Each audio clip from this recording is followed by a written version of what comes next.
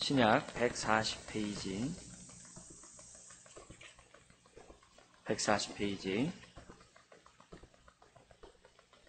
26절인데요.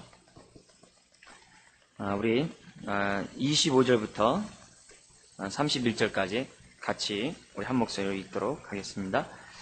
가라사대 미련하고 선지자들의 말한 모든 것을 마음에 더디 믿는 자들이여, 그리스도가 이런 고난을 받고 자기의 영광에 들어가야 할 것이 아니냐 하시고, 이에 모세와 및 모든 선지자의 글로 시작하여 모든 성경에 쓴 바 자기에 관한 것을 자세히 설명하시니라.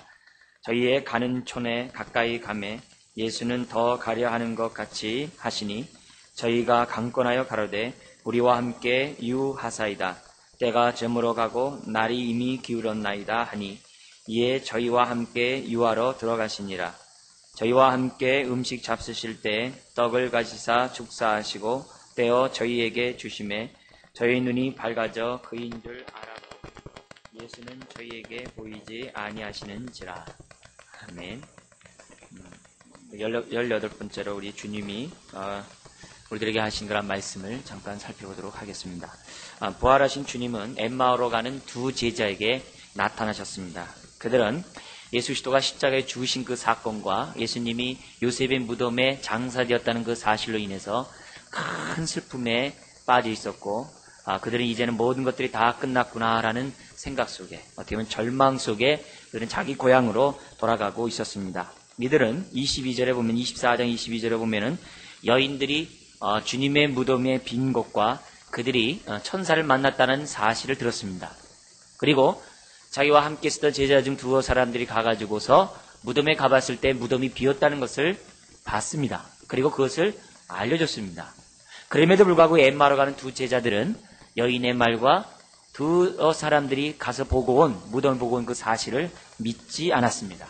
그리고 오히려 체념하다는 또한 큰 슬픔 속에 고향으로 돌아가고 있었다는 것이죠. 그런 가운데 우리 주님은 15절에 이들에게 나타나셨습니다. 이들에게 나타나시고 15절에 보니까 그들에게 어떻게 했어요? 그들과 동행했다 그랬어요. 동행. 그러나 그들은 16절에 보니까는 예수님을 알아보지 못했어요. 그 이유가 16절에 저희의 눈이 가리워져서, 뭔지 모르지만 가리워졌다는 겁니다. 이게 시력이 나빠졌다 이런 개념이 아니라 볼 수가 없었다는 거예요. 뭔가 가려져서 예수를 알지 못했다는 것이죠.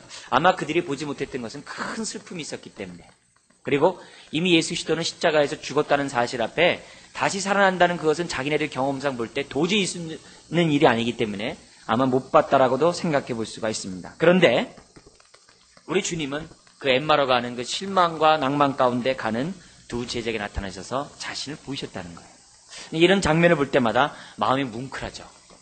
어떻게 실망, 주님을 찾고자 하는 자도 아니고 실망해서 고향으로 돌아가는 자, 하나님의 말씀을 믿고 사모하는 가운데 달려오는 자가 아니라 하나님의 말씀을 믿기조차 하지 아니하고 다시 고향으로 돌아가는 자.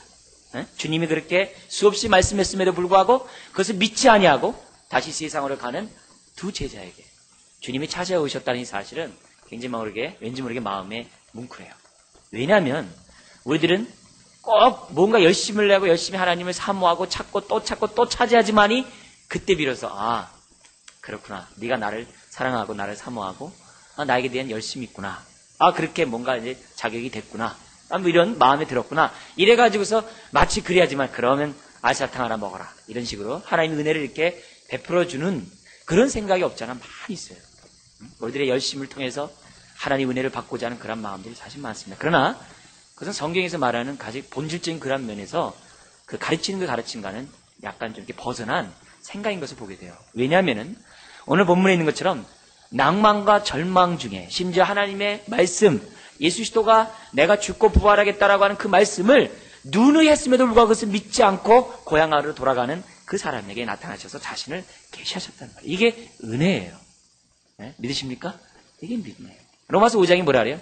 하나님의 사랑이 십자가에서 나타났는데 우리의 모습이 어땠다 그랬어요? 우리가 아직 죄인 되었을 때, 우리가 아직 원수 되었을 때, 우리가 아직 하나님을 찾지도 않고 우리가 거룩하지도 않는 그럴 때, 하나님을 찾는 이가 없을 때 하나님이 예수 그리스도를 우리에게 보내주셔서 하나님의 사랑을 보이셨거든요. 바로 이런 분이에요.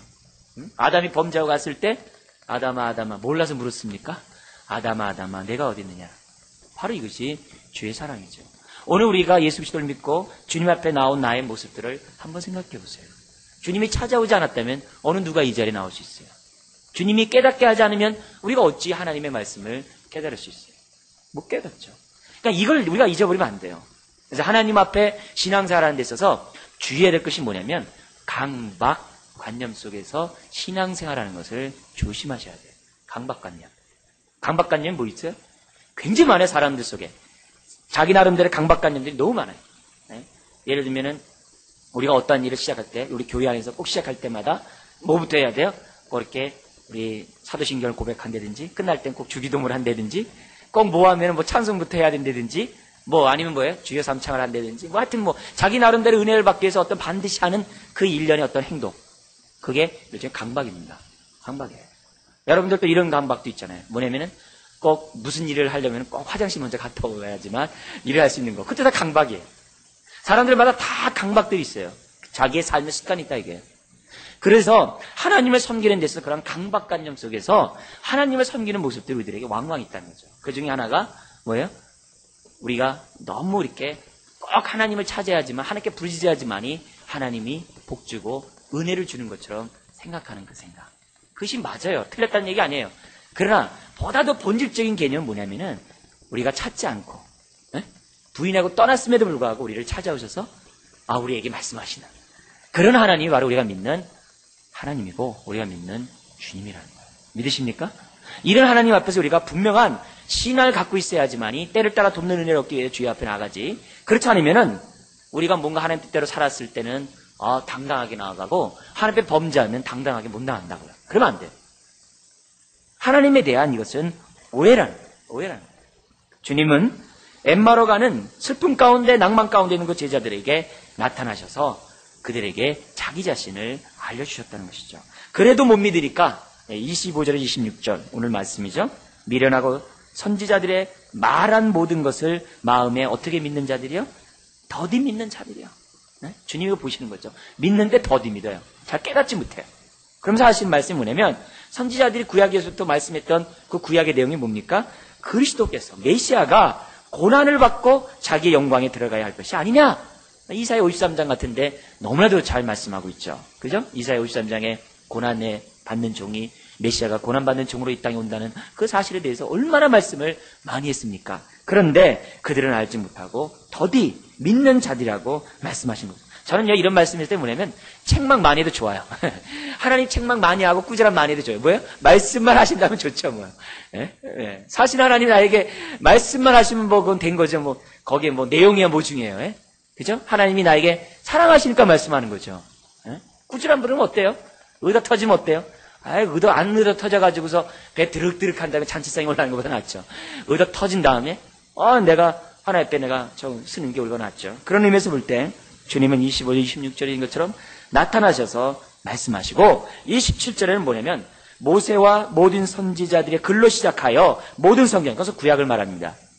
모세라는 것은 모세오경을 얘기하는 거고 그의 모든 선지자들이 쓴 성경들이 많이 있지 않습니까? 거기 나와 있는 예수 그리스도에 관한 부분, 특별히 고난을 받고 이렇게 영광 가운데 들어간다라고 하는 그 부분에 대해서 27절에 어떻게 해요? 자세히 설명하시느니라. 이게 얼마나 은혜인지 몰라요. 우리가 성경 공부할 때 오해하는 것 중에 하나가 뭐냐면은 이 흐름보다도 또 이렇게 구약과 연관해서 성경 보기, 신구와 연관해서 보는 것보다도 그냥 조그만 본문에서 이렇게 자꾸 이렇게 파고 들어가려고 하는 흐름을 무시하고 조그만 본문에서 자꾸 파고 들어가려고 하는 우리가 이제 귀납적 성경 연구한다 그렇게 하는데 귀납적 성경 연구의 중요한 것은 흐름이 놓치면 안 돼요. 전원 문맥이 굉장히 중요해요. 그런 것 없이 그냥 이렇게 작구에 매달리는 그러한 것들은 굉장히 위험해요. 그런 성경 공부는. 그런데 주님이 우리에게 하시는 그런 말씀들, 또 제자들에게 하셨던 성경 말씀을 볼 때 보면은 구약의 말씀에 근거해서 항상 말씀하셨던 것을 많이 봐요. 그런 의미에서 볼 때 우리도 성경 공부를 하는 데 있어서 이런 방식, 여러 방법 중 하나죠. 27절인 것처럼 구약에 나와 있는 말씀들을 자세히 풀어서 예수 그리스도와 연관해서 이렇게 설명하는 그런 것. 이런 성경 공부들을 여러분들이 할 때 우리 두 제자들이 어떻게 됐어요? 마음이 어떻게 했다고 그래요? 뜨거운지라 그랬잖아요. 마음이 뜨거워진다. 그래서 하나님의 말씀을 이게 바로 메시아에 관한 부분이구나. 이게 바로 진리구나. 고난을 통해서 영광이 드러난다는 것이 하나님의 진리. 이런 말씀만 깨달을 때요. 마음이 뜨겁는. 마음이 뜨겁는. 이런 모습들이 얼마나 좋은지 모릅니다. 자, 그러자 30절에 보니까 그들이 깨닫게 됩니다. 깨달을 때 어떻게 깨달아야 돼요? 음식 잡수실 때. 그러니까 마치 그 성만찬을 마지막 주님이 십자가에 잡히시기 전날 마가다락방에서 제자들의 발을 씻었던 그러한 사건 속에서 새 언약을 체결했던 옛 언약을 완성한 새 언약을 체결하잖아요. 떡과 포도주를 하면서 이것은 내 언약의 피다 이렇게 말씀하셨던 그런 장면을 연상케 하는 그런 장면을 딱 하는데 축사후 때에요 저에게 주니까 31절에 뭐예요? 저의 눈이 뭐였다 그래? 가려졌던 눈이 밝아졌다.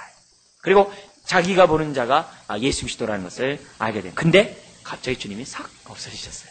싹 없어지는 그러한 사건이 오늘 본문의 배경 속에 있는 것을 보게 됩니다. 자, 이런 것들을 보면서 우리가 좀 더 보고 싶은 것은 이겁니다. 뭐냐면 우리가 너무나도 익히 잘 알고 있지만 예수님은 십자가를 지셔야만 했다는 거죠. 십자가를 지지 않으면 안 되었어요. 그리고 우리 주님도 자기 자신이 십자가에 지는 것에 대해서 어떻게 돼요? 자연스러운 일로 여겼다는 거예요. 마지못한 일이 아니라 자연스러운 일로. 자연스러운 일로서 예수님이 자신이 십자가를 지어야 한다는 것을 알았다는 거예요. 그래서 예수님이 이미 뭐예요? 자신의 죽음에 대해서 예언하셨죠. 베드로가 얘기합니다. 당신은 내 인생의 주님뿐만 아니라 하나님의 아들이고 메시아입니다. 주는 그리스도시요 살아계신 하나님의 아들입니다. 이라고 고백을 했을 때 우리 주님 베드로에게 뭐라 그래요? 그 말씀이 끝나고 한 사건이 끝난 다음에 하신 말씀이 나는 죽었다가 나는 3일 만에 다시 살아날 것이다. 고난을 당한 다음에 3일 만에 다시 살아날 것이다. 이것을 비로소 가르치셨다 그랬어요. 그래서 마가복음 같은 데는 연거푸 3번씩이나 우리 주님이 이 부분에 대해서 아주 필요한 사건이 있을 때마다 주님이 말씀하셨던 것을 보게 됩니다. 그런데 제자들이 이해했을까요? 이해하지 못했을까요? 이해하지 못했어요. 이해하지 못했어요. 오늘 우리들은 이해합니까? 우리들은 사실 이해하기가 어려워요. 단지 어떻게 돼요? 믿는 거죠. 조금 깨닫는 부분들을 믿는 거죠. 주님이 나의 죄를 위해서 죽었다는 사실을 믿는 거죠. 완전히 아마 우리도 그 당시에 있었으면 제자들과 똑같이 이해하지 못한다라고 얘기할 것입니다. 제자들은 이해하지 못했습니다. 어떻게 의롭고 어떻게 위대하신 분이 죽을 수 있는가? 죽을 수 있는가? 그래서 베드로는 뭐예요? 칼을 뽑아가지고 말고의 길을 자르지 않습니까? 그때 주님이 하신 말씀이 뭐라요? 내가 아버지께 기도해서 12영이나 더 되는 천사를 보낼 능력이 없는 줄 아느냐? 이래요. 12영.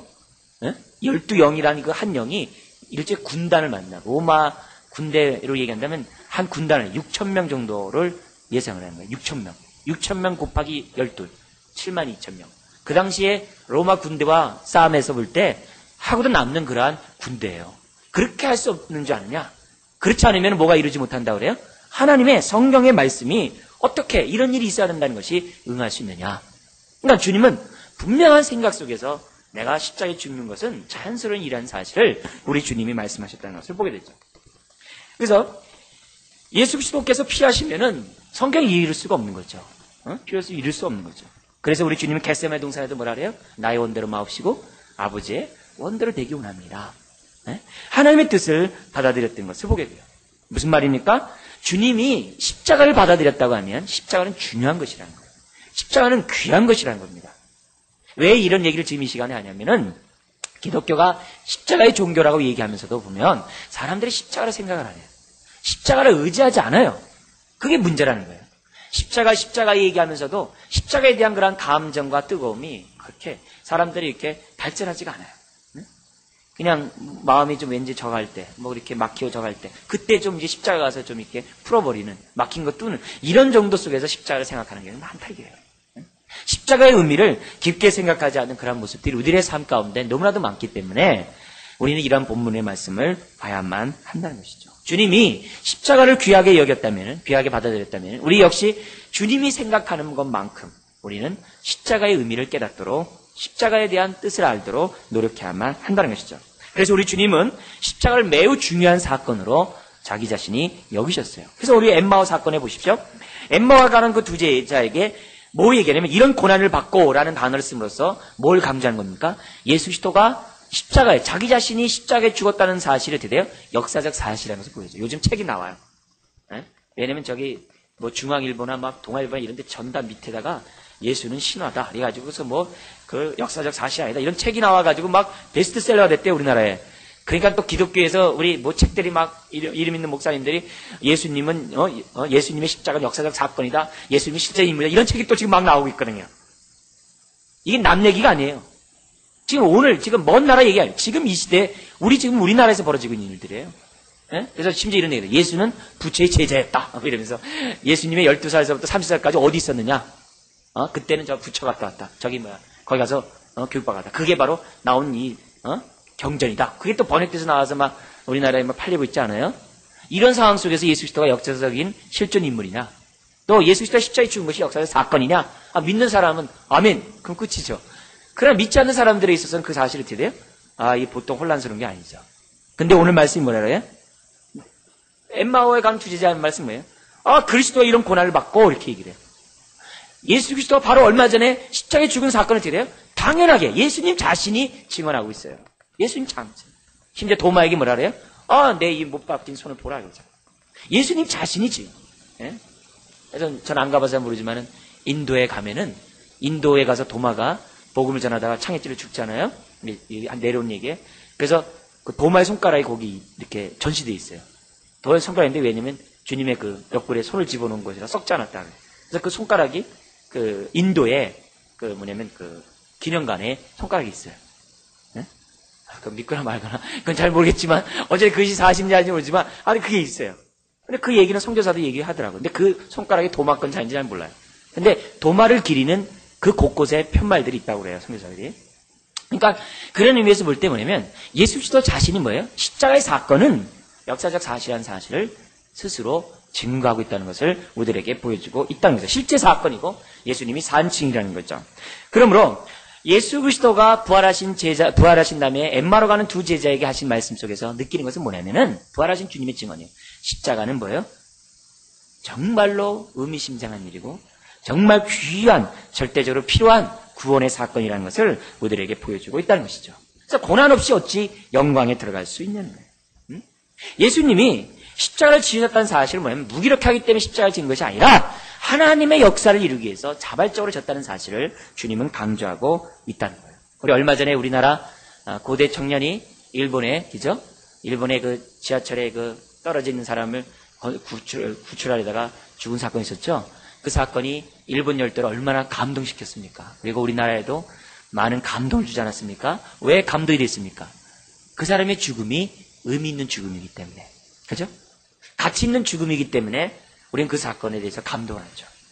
다른 말로 하면 그의 죽음이 개죽음이 아니었다는 거예요. 그의 죽음은 의미 있는 죽음이었기 때문에 우리 마음을 찡하게 하죠. 예? 우리 박중철 고문 사건에 있을 때 우리 그 사람을 갖다가 왜 열사라고 합니까? 그 사람이 뭐예요? 그 사람의 죽음으로써 민주화가 앞당겨 왔기 때문에 그 사람의 죽음에 대해서 어떻게 돼요? 우리는 고귀하게 보는 거 아닙니까? 그죠?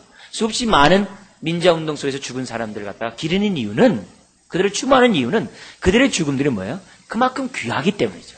개죽음이 아니라는 거죠. 성경에서 개죽음 나온 사건들이 많이 있죠. 그 중에서 나온 개죽음 무슨 예수님을 팔았던 가룟 유다도 개죽음이죠. 응? 또 다윗의 아들 압살롬 같은 경우도 개죽음이죠. 그래서 내 아들 압살롬아, 내 아들 압살롬아, 내 아들 압살롬아 하는 그 죽음들이 무의미한 죽음이기 때문에 그렇게 슬픔이 있는 거 아닙니까? 그죠? 그런 안타까운 죽음을 했기 때문에 정말 그런 슬픔이 있는 거 아니에요. 그러나 의에 뭔가 이렇게 박정철 같이 열사라든지 일본에서 거기 지하철 죽은 그 사람이라든지 그런 죽음들은 뭐예요? 마음속에 왠지 모르겠다. 그렇다면 예수 그리스도의 죽음이 어떤 죽음이냐 이게? 개죽음이냐 이게? 아니지 않냐 이게? 그 죽음은 의미 있는 죽음이라는 거예요. 가치 있는 죽음이라는 거예요. 그것을 오늘 우리들이 분명히 알아야 된다는 거죠.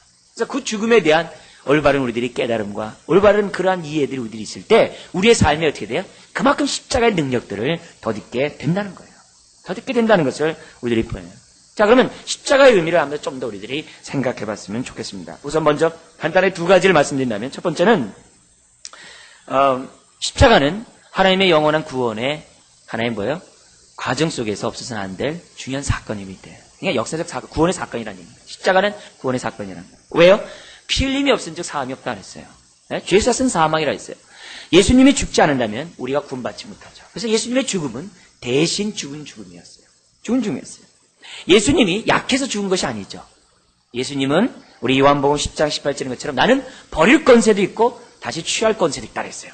주님이 버릴 권세 속에서 죽은 것이지 연약해서 힘이 없어서 죽으신 것이 아니라는 거예요. 자발적인 죽음이었다. 자발적인 십자가를 진 사건이었다는 것이죠. 왜요? 하나님의 미랄이 땅에 떨어지지 않으면은 열매를 맺을 수 없기 때문에, 예수가 죽지 않으면 오늘 우리들이 구원받지 않기 때문에, 못하기 때문에 십자가에 죽은 것이죠. 그게 십자가의 의미예요. 그래서 대속의 죽음이에요. 구원의 사건이에요. 두 번째는 뭐냐면 십자가에 죽으시면 어떻게 돼요? 하나님과 우리가 하나 되기 때문에, 화목케 했다. 하나님과 원수된 우리들이 하나 되는 것이 십자가 없이는 안 돼요. 막힌 담을 헐지 않으면 안 돼요. 그게 뭐가 헐었어요? 십자가가 헐었다는 것을 우리들에게 보여주고 있다는 거죠. 그러므로 우리들은 이런 십자가의 죽음을 통해서 뭘 알아야 되냐면, 정말 우린 참 나쁜 사람이구나. 좀 다른 말, 우린 참 악한 존재구나. 예수를 십자가에 못 박게 할 정도 우리는 참 악한 존재구나. 우리 좀 더 아주 좀 원색적인 표현을 하면 참 악질이구나. 정말 악한 사람이구나. 그거 알아야 돼요. 그러나 동시에 우린 그만큼 가치 있는 자이구나. 내가 악한 사람의 사실을 알면 알수록 우리는 그만큼 내가 가치 있는 것을 알게 돼요. 그래서 자기를 부인한 사람이 자기에 대한 사랑이 있어요. 바로 그것을 준 것이 바로 뭐예요? 십자가라는 것을 우리들에게 보여주고 있다는 것이죠. 그뿐만이 아닙니다. 십자가를 통해서 우리는 뭘 합니까? 하나님의 마지막 사랑을 보게 돼요. 어떤 사랑이요? 마지막 사랑. 그 말은 뭐예요? 예수 외에는 다른 구원이 없다 이게요. 예수 외에는 이제 대안이 없다 이게요. 구약에서는 있었어요. 예수님 전에 있었어요. 그러나 예수님이 마지막이라 이게요. 또 다른 메시아를 보낼 수 없다 이게. 또 다른 메시아가 있다고 믿는 게 마음이시죠. 마음이시죠. 그러니까 그들에게 예수 그리스도에 대한 올바른 가르침 우리들이 가르쳐줘야 되고, 우리 오늘 이렇게 아침에 신문 보니까 인도에 거기 뭐냐면 빵 굽는 데서 이렇게 그 굽는 모습에서 예수님의 형상이 있어가지고서 그 빵을 갖다 모아놓고서 이게 주님의 모습이다라면서 그 자기가 있었던 감옥 보호소라고 그러더라고요. 거기다 이렇게 전시해 놓은 걸 우리나라에 이렇게 신문에 놨더라고요. 예? 그걸 보고서 예수님의 모습이라는, 빵 모습이 예수님의 모습이 이렇게 빵을 구웠는데, 인도 사람들이 이렇게 피자같이 해서 먹잖아요. 예? 근데 딱 붙여서 먹잖아요. 이렇게 빈대떡 같이 한 다음에 떡 붙여가지고 먹는데 거기 주님의 모습이 이렇게 나온 걸로 신문에 나왔더라고요. 근데 그런 일들이 제가 지난번에도 말씀드렸지만 얼마 전에도 있었어요. 왜 이런 일이 특별히 어느 기간에 이루어지냐면, 지금 라마다 금식 기간이거든요. 라마단 금식 기도를 하고 있는 지금 기독교인들 하고 있는데, 그런 기간 동안에 이런 비슷한 일들이 생겨나고 있다는 거예요. 지난번에는 운전수 얘기했었잖아요. 운전수가 봤는데 그 운전수가 자기 친구네 집에 갔더니 있더라는 거예요. 저 사람이 누구냐는 거예요. 그래서 저 사람이 바로 예수다. 나 저 사람이 내 택시 운전하거나 얘기했다고. 그렇게 화가지고 그 사람이 개종하는 그런 간증들이 있는데, 그런 일들. 어쨌든 간에 주님의 십자가의 죽으심이라는 것은 뭐냐면 마지막 사랑이에요. 다른 사랑이 없다. 대안이 없다는 거예요. 다른 이로서는 구원 얻을 수 없다는 거예요. 그래서 우리가 주님의 사랑을 받지 않으면 하나님의 사랑이 없어요. 주님, 내가 하나님 사랑합니다. 사랑을 알게 해주세요. 그럼 뭘 알아야 돼요? 십자가를 알아야 돼요. 십자가를 알아야 돼요. 십자가 앞에 가까이 가야지 하나님의 그 마지막 사랑에 대해서 우리는 알 수가 있는 것이죠. 그래서 우리가 십자가를 바라볼 때마다 어떻게 돼? 분리의 역사가 있어요. 뭐냐면 십자가를 바라볼 때마다 오늘 우리들은 뭐냐면 죄와 사망으로부터 분리가 돼요. 네? 그래서 의와 생명을 덧입게 돼요. 슬픔과 좌절과 고통의 삶에서 어떻게 돼요? 뒤바뀌게 돼요. 분리가 돼요. 그로부터 단절되고 우리의 평안이 있고 우리에게 기쁨이 있고 우리의 누림이 있어요. 십자가는 항상 이게 뭐냐면 분리의 역사가 있어요. 그래서 우리는 그걸 바라보면 살지만 어떻게 돼요? 죄는 죽어요. 우리는 그것을 바라보고 가까이 가면 우리 살지만 육신의 정욕은 죽어요. 우리는 그것을 바라보면 살지만 어둠의 영은 도망갈 수밖에 없어요. 그러니까 십자가는 분리의 역사를 주는 거예요. 우리가 십자가를 가까이 할 때마다 십자가에는 그와 같은 생명의 역사들을 우리들에게 준다는 것을 성경 우리들에게 보여주고 있다는 것이죠. 십자가 앞에 가까이 갈수록 자기 부인이 있죠. 자기가 분리되죠. 그리고 온전히 하나님과 합하고자 하는, 하나님의 능력을 덧입고자 하는 그런 모습들이 우리들의 삶 가운데 있는 것을 보게 된다는 것이죠. 그뿐만이 아닙니다. 십자가를 갈 때마다 우리들이 깨닫는 것이 뭐냐면 죄에 대해서, 또한 세상에 대해서, 나에 대해서 정말 내가 피 흘릴까지 싸움하지 않으면 안 되겠다라고 하는 그러한 자식, 그러한 깨달음, 그런 결단들이 생겨나요. 십자가를 바라볼 때마다 나에 있는 죄와 정과 욕심에 대해서 아주 이렇게 분명한 생각을 가지면서 도전하는 그런 일들이 태어난다는 거죠. 왜요? 죄에 대한 하나님의 태도를 봤기 때문이죠. 십자가를 바라볼 때마다 죄에 대한 인식이 남달라요. 굉장한, 십자가 앞에 가까이 할 때마다 하나님의 사랑이 크다는 것도 알지만 동시에 우리 안에 있는 이 정과 욕심이 얼마나 나쁘다는 사실을 우리는 동시에 깨닫고 있는 것을 보게 됩니다. 십자가 앞에 엎드리는 자 생명을 얻습니다. 그러나 십자가를 멀리하는 자, 그 마음이 어떻게 돼요? 완악해질 수밖에 없죠. 그 눈이 가려울 수밖에 없죠. 그죠? 그러나 십자가 앞에 가까이 가는 자, 눈이 열리는 하나님의 축복이 있다는 것입니다. 왜요? 바로 그 십자가로 말미암아 하나님과 깨어진 우리들이 하나 되었기 때문에, 우리의 눈이 벗어졌기 때문에 십자가를 우리로 하여금 그만큼 깨닫게 한다는 것이죠. 자, 그렇다면 결론적으로 주님이 우리 자신을 위해서 자신을 내어줬다면 우리는 어떻게 되냐 이게? 우리도 내어줘야 되지 않냐 이게? 내어줘야 되지 않냐 이게? 아, 그렇다고 우리도 못 박자는 겁니까? 필리핀에 있는 것처럼 필리핀 사람들 같이 지금 혼합종교 돼가지고 여기다 시치 고난전에 못을 박잖아요. 시치 실제로 못을 박아요. 못을 박고 또 하고 또 채찍 시치를 때려요. 그래서 막 살갗에서 막 이렇게 막 피 나고 그래서 막 행진해요. 필리핀에서 그러거든요. 우리가 그렇게 해야 됩니까? 주님을 따라간다고 해서 우리도 십자가를 지고 우리도 채찍 맞으면서 우리가 그렇게 가야 됩니까? 그거는 십자가를 잘못 이해한 거죠. 십자가를 올바로 깨닫는 게 아니죠. 주님이 못에 찔렸다고 우리도 못 박는 게 아니라 우리 뒤집어서 생각해야죠. 뭐예요? 예수님이 왜 못 박히셨으며 왜 채찍 맞았냐 이게요. 왜? 그걸 알아야죠. 왜 그랬어요? 주님의 채찍 맞고 주님 못 박힌 건 뭐예요? 우리의 허물과 죄, 우리의 슬픔과 우리의 질고를 위해서 죽으셨다는 거 아닙니까? 그러면 우리들의 삶에 죄와 허물로부터 자연을 받고 슬픔과 질병으로부터 나음을 받는, 회복되는 그것이 바로 뭐예요? 십자가를 깨닫는 것이죠. 그죠? 그러니까 우리들의 삶 속에서 주님이 자기 자신을 내어줬어요. 그럼 우리는 어떻게 돼요? 거기에 따라서 뭐예요? 누림과 자유가 우리들의 삶 가운데 있어야 된다. 그것이 바로 십자가를 올바로 깨닫는 사람이죠. 그게 첫 번째로 우리들의 삶 속에 있어야 돼요. 이게 없으면 꽝이에요, 다. 그래서 우리 지난번에 오전 예배 시간에 막 10개씩 외웠잖아요. 나는 자유자다 하면서 우리 수십 가지 막 외우고 그랬잖아요. 10개씩. 그거 여러분 계속 하고 있어요?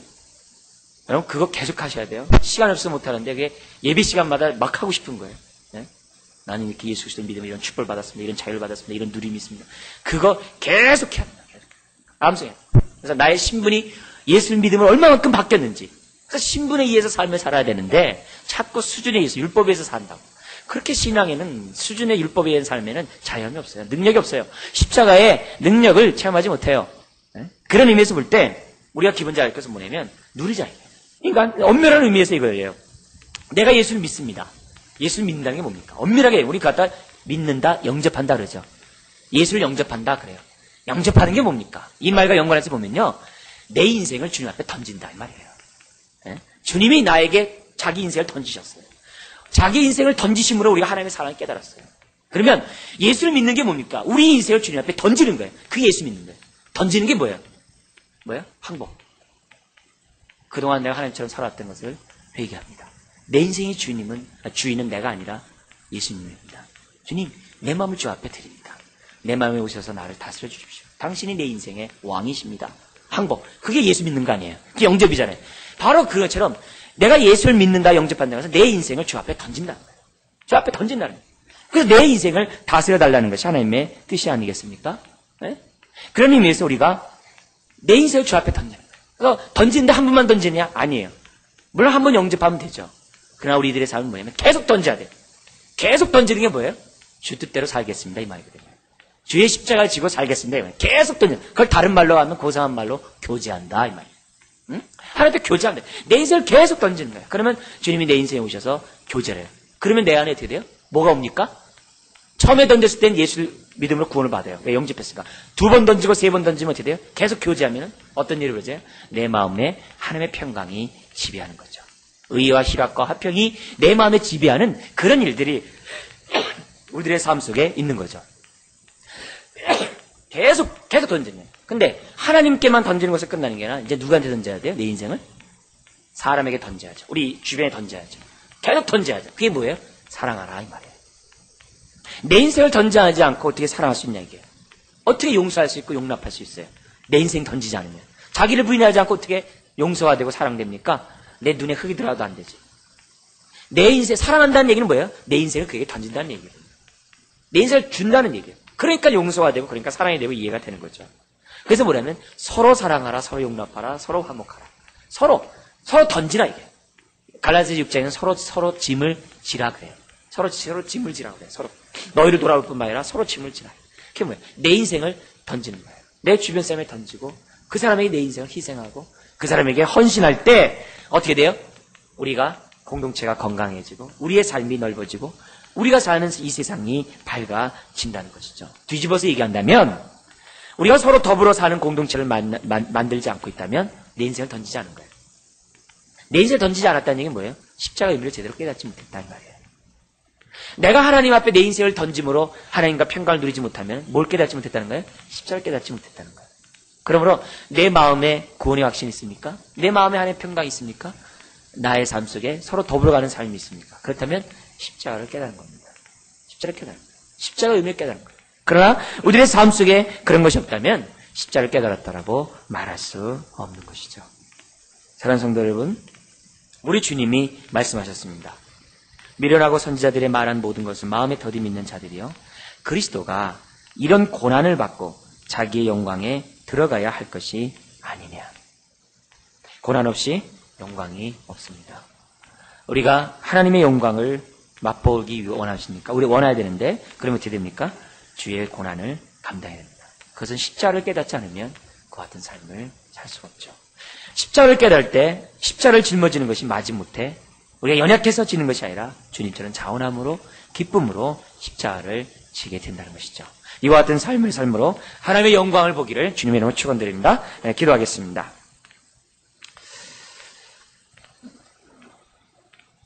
하나님 아버지, 오늘도 우리가 주의 이름으로 모이게 하시고 십자가 앞에 다가서게 하심을 감사합니다. 우리의 눈을 열어 주시옵소서. 우리의 눈이 밝아지게 해 주시옵소서. 엠마로 가는 두 제자처럼 우리의 눈이 밝아지게 하여 주시옵소서. 그래서 십자가의 의미를 깨닫게 해 주옵시고 십자가의 뜻을 올바로 알므로 말미암아 우리의 삶 속에 자유와 노림과 평강이 있게 하여 주시옵시고 뿐만이 아니라 주님 앞에 우리 인생을 드림으로 주여 평강을 누리며 우리가 서로 더불어 사는 우리 인생들 다 될 수 있도록 하나님 축복하여 주옵시기를 원합니다. 주여, 주님이 십자가의 의미를 알았기에 자원함으로 즐거이 지었던 것을 보게 됩니다. 오늘도 우리들이 십자가의 의미를 깨닫기를 원합니다. 우리의 삶을 붙잡아 주시옵소서. 주여, 우리의 마음을 열어 주시옵소서. 성령으로 깨닫게 해주시옵시고 성령 충만한 가운데 우리의 눈이 완전히 밝아져서 십자가의 의미를 잘 깨닫게 해주시고 그로 인하여 십자가의 삶을 살아가는 우리 인생들 다 될 수 있도록 하나님 도와주시옵소서. 아버지 하나님, 오늘도 교육관 작정헌금을 드린 아버지 하나님, 우리 김일령 할아버지가 계십니다. 그 인생을 축복하여 주옵시고 노년의 주님을 만나게 하시고 주님만을 의지하며 수요일 날도 주 앞에 나오는 그 모습을 주께서 받아주시옵소서. 아버지, 우리 할아버지를 받아주시옵시고 주님 배없는 그날까지 건강을 지킬 수 있도록 주님 도와주시고 더욱더 아버지 그날이 가까우는 그때일수록 주여 그 영안이 밝아지게 해주시옵시고 하나님의 영광을 보는 가운데 주여 남은 여생 주여 살아갈 수 있도록 주님 도와주시옵시고 그럴 뿐만 아니라 우리 할아버지를 통해서 주변에 있는 수없이 죽어가는 영혼들이 하나님의 영광을 보게 하는 하나님의 도구가 되게 하여 주시옵소서. 마음이 약해지지 않도록 도와주옵소서. 마음이 외롭지 않도록 주님 도와주옵소서. 주여 주님과 친밀한 교제를 나눌 수 있는 할아버지 될 수 있도록 하나님 도와주시옵소서. 또한 아버지 하나님, 주 앞에 아버지 11조 드린 아버지 손길이 있습니다. 아버지 하나님, 자기가 갖고 있는 소유가 하나님께로부터 왔다는 믿음을 가지고 주여 구별되어 드린 물질입니다. 주여 아버지 하나님, 이런 물질을 통해 드림으로 주여 내 인생이 주의 것임을 고백합니다. 주여 11조만 드리는 것으로 끝나는 것이 아니라 10의 굿 또한 하나님의 뜻 가운데 쓰여질 수 있도록 주님 도와주시옵시고 아버지 그 가정에 물질이 마르지 않도록 주여 도와주옵시기를 원합니다. 부족함이 없도록 주님 도와주시옵소서. 아버지 누르고 채우고 넘치는 가운데 안겨주시는 하나님의 축복이 있게 해주옵시기를 원합니다. 그 마음속에 하나님의 평강이 깃들게 해주시옵시고 주의 평강이 넘쳐나게 해주시옵시고 그를 만나는 주변에 수없이 많은 사람들이 하나님의 평강을 맛볼 수 있도록 하나님 축복하여 주시옵소서. 믿사오며 예수님의 이름으로 기도드리옵나이다. 아멘.